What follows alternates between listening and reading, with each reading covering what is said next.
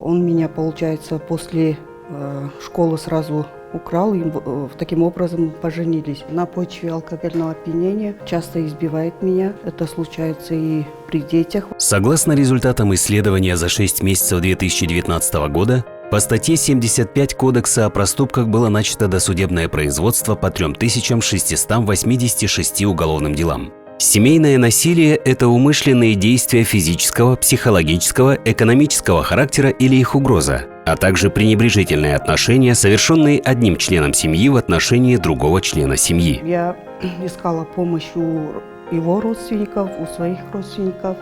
Я, получается, до последнего его избиения постоянно терпела. Говорил, чтобы я не обращалась, даже не пыталась обратиться в милицию, так как у него там работает брат, и это все будет зря. Из просмотренных 56 уголовных дел 93% были прекращены судом в связи с примирением сторон. Всего по республике создано 27 центров. Центры оказывают первичную, так скажем, консультационно-правовую помощь населению абсолютно на бесплатной основе. В последнее время участились случаи семейного насилия. Часто обращаются и жертвы насилия.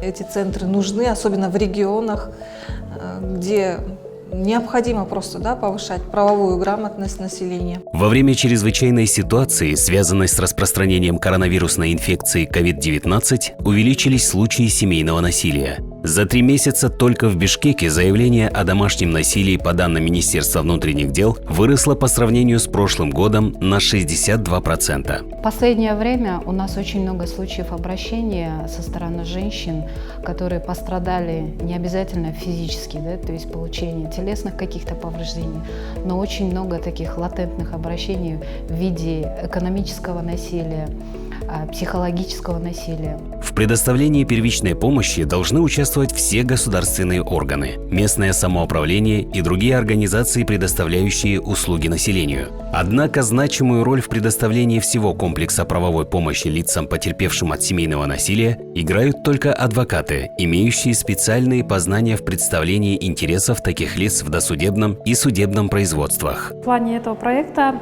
значит, им была предоставлена не только юридическая помощь, где участвовали наши адвокаты, в том числе им была оказана медицинская помощь, им была оказана психологическая помощь. Я надеюсь на дальнейшее сотрудничество, то есть мы всегда в любое время готовы делиться своим опытом, чтобы это все было во благо нашего общества, во благо наших женщин. Для закрепления материала участниками проекта специально разработан и создан видеокурс судебного заседания, в котором проигрываются роли всех участников процесса действующими адвокатами.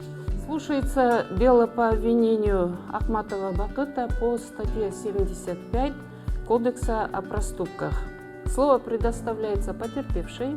20 октября пришел с работы, опять был выпившим, устроил скандал, меня толкнул, я ударилась об стенку и упала. И после этого он стал меня пинать. Также присутствовали дети, они были напуганы, плакали, кричали. Он ушел из дома, и мне пришлось позвонить подруге, вызвать ее к себе. Она пришла, вызвала скорую, и меня госпитализировали. Слово предоставляется обвиняемому.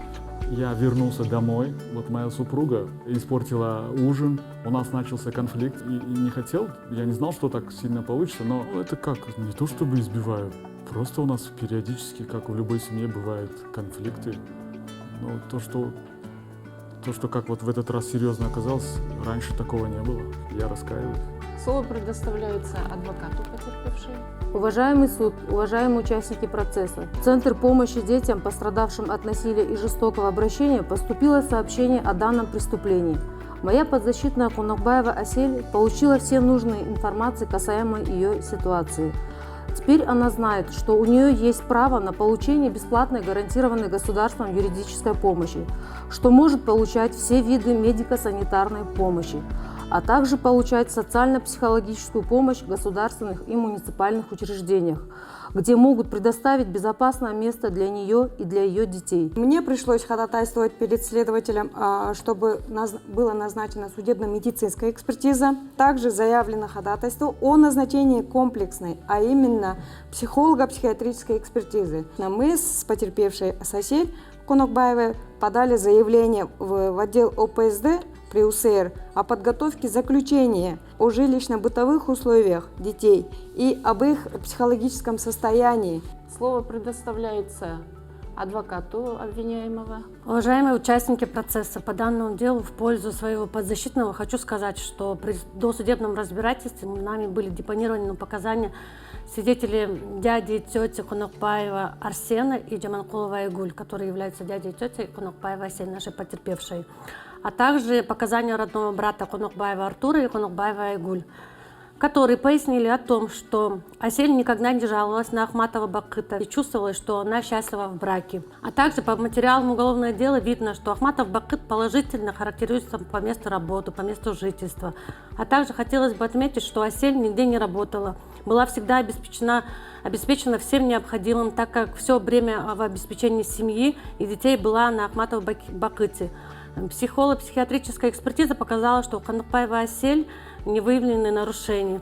Ахматов Бакыт сожалеет о случившемся и желает пройти коррекционную программу по изменению насильственного поведения лиц, совершивших семейное насилие. Законом об охране и защите от семейного насилия предусмотрено направление лица, совершившего семейное насилие, на прохождение коррекционной программы. Программа предусматривает обучение таких лиц навыкам адекватной оценки собственного поведения и уважительного отношения к окружающим, развитие и обогащение навыков конструктивного поведения, регуляцию социальных отношений, формирование адекватной самооценки.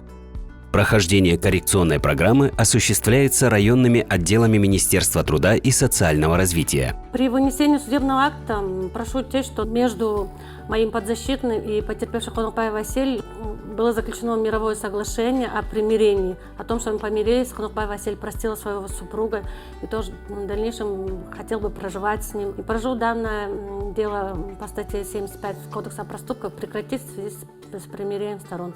Слово предоставляется прокурору. Согласно заключению экспертизы судебно-медицинской, здесь у нее потерпевшая получилось сотрясение головного мозга, кровоподтеки, ушибы внутренних органов. Мы просим принять это во внимание, уважаемый суд. Адвокаты обвиняемые говорят, они пришли к мировому соглашению. Поэтому против от мирового соглашения и просим не принимать это во внимание. Согласно статье 75 Кодекса Кыргызской Республики о проступках, за насилие в семье виновные лица наказываются судом или штрафом от 60 до 80 тысяч сомов, или исправительными работами от 4 до 6 месяцев с отчислением из зарплаты от 10 до 20%, или общественными работами от 40 до 60 часов. Слово предоставляется представителю ОПСД. Уважаемый суд, участники судебного процесса, мною представителем ОПСД с выездом по месту проживания обвиняемого Бакыта и потерпевшего Асель составлен акт жилищно-бытовых условий. Опрошены соседи, опрошены участковый. Признаки физического и психического насилия над детьми присутствуют. Дети напуганы, у детей имеется психическая травма. Детям необходимо пройти обследование у психолога. Кроме этого, нами была подготовлена индивидуальная работа, поэтому прошу направить обвиняемого на коррекционную программу. Территориальный уполномоченный орган по защите детей имеется в каждом районе. Он осуществляет обеспечение защиты ребенка от всех форм насилия. В том числе его представители участвуют в судах по делам, связанным с воспитанием детей и защитой их прав и законных интересов. Дети считаются пострадавшими от семейного насилия, если даже стали свидетелями семейного насилия. Слово предоставляется эксперту. По постановлению следователя Первомайского РОВД мною проведена судебно-медицинская экспертиза, были проведены судебно-психолого-психиатрическая экспертиза. Оглашаю выводы судебно-медицинской экспертизы. Телесные повреждения Конокбаева Асель характеризуются ушибом внутренних органов, гематомой на губе, сотрясением головного мозга и оценивается как причинение легкого вреда здоровью, повлекшее кратковременное расстройство здоровья и потеря трудоспособности до 21 дня. Выводы комплекса судебно-психолого-психиатрической экспертизы. Обвиняем Ахматов и потерпевших Конакбаева признаются дееспособными, вменяемыми на момент совершения события, и они отдавали отчет своим действиям. У обвиняемого Акматова на момент совершения действия вероятно имело место проявление выраженного эмоционального состояния в результате применения алкоголя. Вывод в отношении несовершеннолетних детей. Дети отстают от развития, замкнуты, неохотно общаются с людьми, поскольку ими испытана психологическая травма из-за постоянных ссор родителей. В случае физического или психологического насилия адвокат должен ходатайствовать в досудебном производстве о проведении судебно-медицинской экспертизы и психолого-психиатрической экспертизы потерпевших. Это позволит закрепить позиции потерпевших от семейного насилия в суде. Слово предоставляется свидетелю. Она мне позвонила вечером, такая вся, она плакала, она была такая угнетенная и попросила меня к себе приехать, подойти к ней. Я прибежала и увидела ее, что она избита. Суд удаляется в совещательную комнату.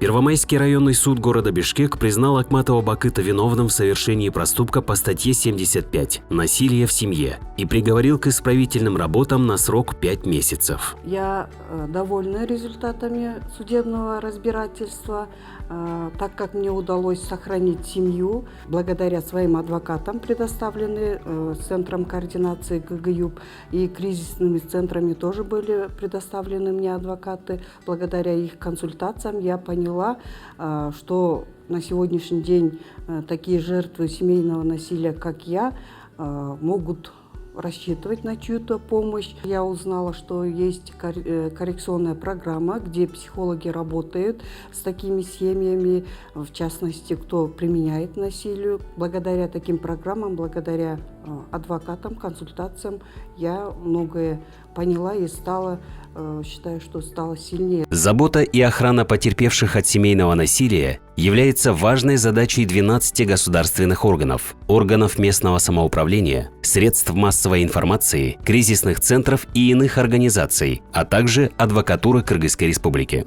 Один из наших получателей – это Кыргызская ассоциация женских судей. Потому что это недостаточно оказать женщинам помощь, юридическую помощь, психологическую. Надо одновременно сосредотачиваться и улучшать законодательную базу против этого домашнего насилия и взаимодействия между этой неправительственной организацией, частным сектором, простыми гражданами и госорганами, чтобы противодействовать домашнему насилию. Поэтому мы выбрали такой, это очень уважаемый организации, как это Ассоциация женских судей. Исследования, проведенные ООО «Кыргызская ассоциация женщин-судей», показали, что если потерпевших женщин, детей и других представителей уязвимых групп населения сопровождает адвокат, то их права защищаются лучше, они получают реальный доступ к судебной защите. В этой связи по делам в отношении семейного насилия адвокат играет ключевую роль в снижении уровня конфликтов в семье, даже если потерпевшие для сохранения семьи не хотят продолжать уголовное преследование членов своих семей. Само наличие законно установленных инструментов защиты от семейного насилия, возможность пострадавшими ими воспользоваться с помощью адвокатов и юристов при широком освещении таких возможностей сможет сделать наш мир спокойнее и ярче.